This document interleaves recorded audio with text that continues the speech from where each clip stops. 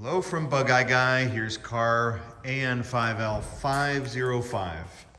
That would be the 5th production Bug Eye. It started at 501 and a very special car at that. A lot of the unique 1958 features like this circular pan.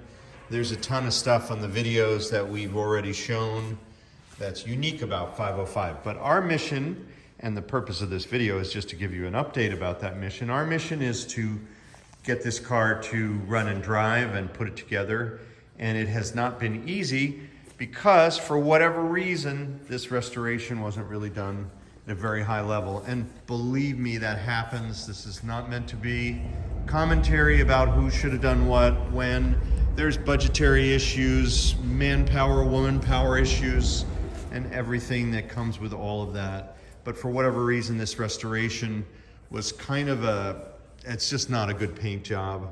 There are a bunch of sanding scratches and little marks and a lot of little dings on the doors and just basically bodywork that was not done in a thorough way, consistent with such a special and significant example. But that said, 505 will be a great driving car. It'll be out in the world for people to see and enjoy, and in particular the owners who've had this car sitting in storage for a long time will finally get to turn this into a usable asset that they can enjoy, and one day I'm sure it will get re-restored and even more appreciated for its early car significance. So, that said, our job is to make this thing a car as quick as we can and as reasonably as we can, and I just wanted to share with you the way that we're doing that, at least in this past week, because we can all learn from the mistakes that were kind of cooked into this one. And if you have a chance while you're restoring your Sprite, you might catch some of these errors. So the first big error was that this rear deck was replaced, and we believe the fenders were replaced. You can see there's a bunch of divots along here, and that's all part of the repair and then the lack of the body work to address cleaning that up. But in particular, this back deck is flatter. And so where we ran into a problem was fitting this cockpit trim. It's got more of an arch to match the original deck. Of course, this trim came off an original car, and we had to re-profile this whole piece to get it to fit this now, in a sense, custom rear panel.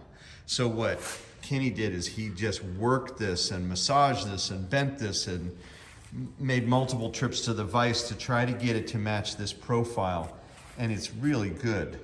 There was a big gap here because when this rear deck was put on, there was this right angle. You'll see it on the other side. So that's the first thing. On this side, so you can see that the height is now a match, which is the cool thing that he did. Even though it's too flat, you would never see that. Unless I told you, you wouldn't know that walking up to the car. The other big issue was this one. This is the worst kind of problem on the entire car. There's this square piece here, and so what we'll do is we'll make a little fillet that will go in there, and then we'll use touch-up paint. Very crude, but it will look better than it does now with all that daylight. Now these panels are also going to get covered in black vinyl, and that way we won't need to spend a lot of time polishing them, and that will also help to fill some of this gap and some of the gaps in general around the car. Now on the cowl panel, this was also replaced, and these reproductions are also not perfectly made, and so we had a big problem here where this angle is actually way too horizontal.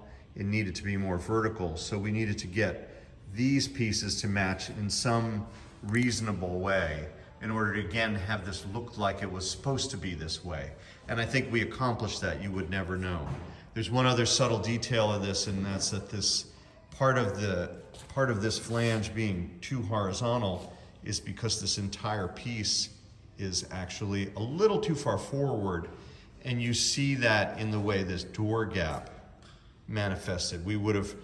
It's tighter here. We would like this rolled down to close this gap.